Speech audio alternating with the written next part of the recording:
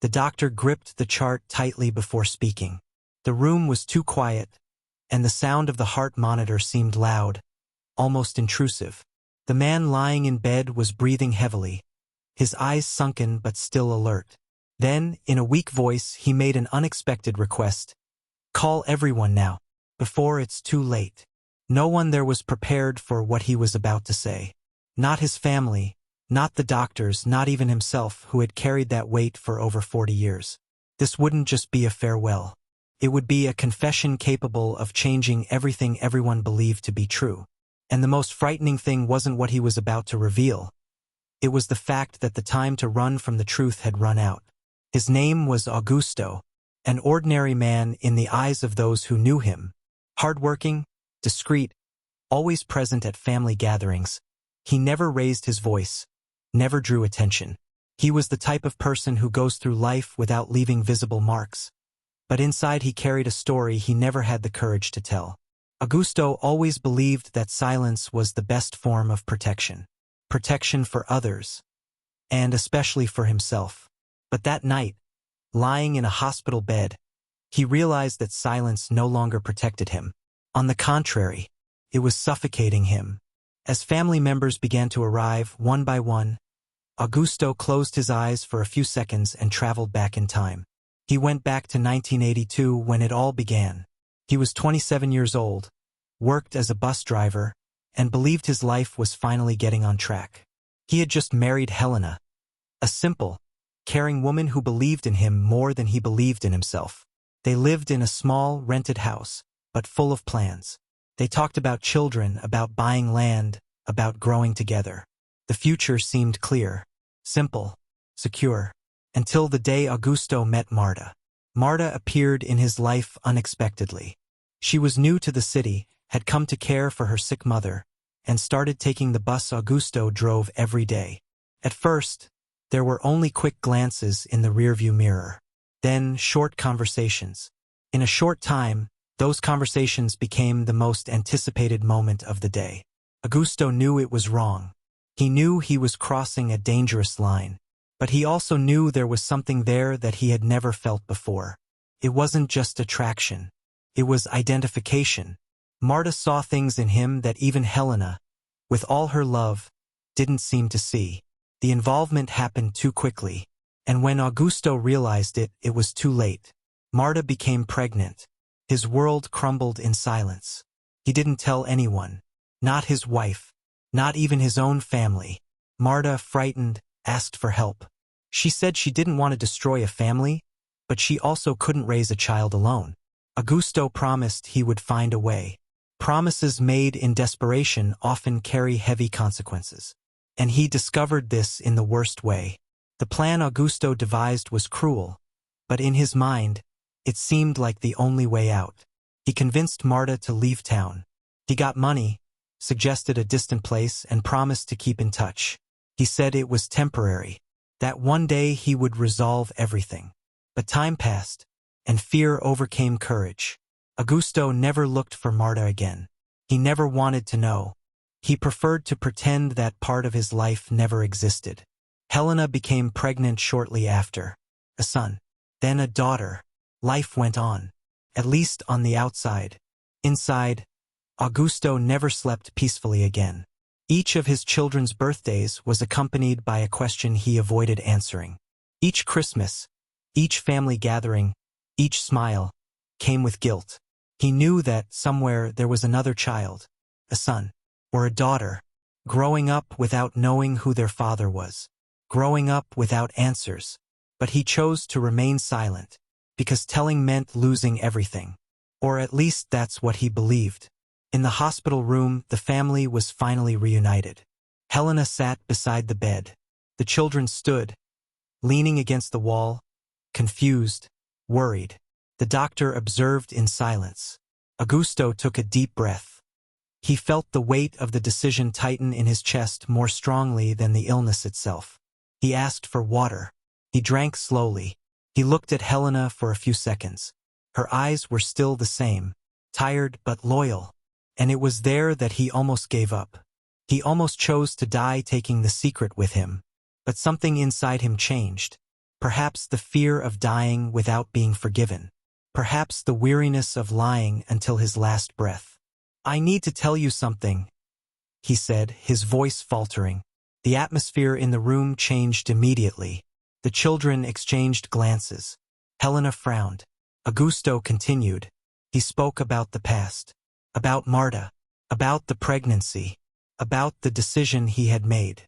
Each word seemed to tear a piece from him. Helena remained motionless. She didn't cry. She didn't scream. She just listened. The children were in shock. That image of the perfect father began to crack before them. And when Augusto finished, the silence was deafening. But the confession wasn't over. Augusto breathed heavily and said something no one expected. He said that, weeks before being hospitalized, he had received a letter. A handwritten letter. No return address. Inside, just one sentence. "I know who you are. And I know what you did." Along with it, an old photograph. A child. A young adult. The same smile. The same look. The son he never knew. He was alive. And he had found him. That revelation came as a final blow. Augusto explained that his son, now over 40, had discovered the truth through his mother before she died. That he had spent years searching for his father. That he had finally found him. But he hadn't come to ask for money. He hadn't come to demand anything. He only wanted Augusto to have the courage to tell the truth to the family. Before it was too late. The letter was an ultimatum. And the illness had turned it into a race against time. Helena finally cried. Not from anger, but from pain. Pain for a life built on silence. The children tried to process everything. They didn't know if they felt anger, pity, or compassion. Augusto asked for forgiveness. He didn't ask for understanding. He knew he might never have it. He only asked that they not let that secret continue. That, if they wanted, they could seek out their other son. That they could decide for themselves what to do with that truth. A few hours later, Augusto died. Without screams. Without drama. Just with his eyes closed and a tired, yet strangely relieved expression. The final confession had been made.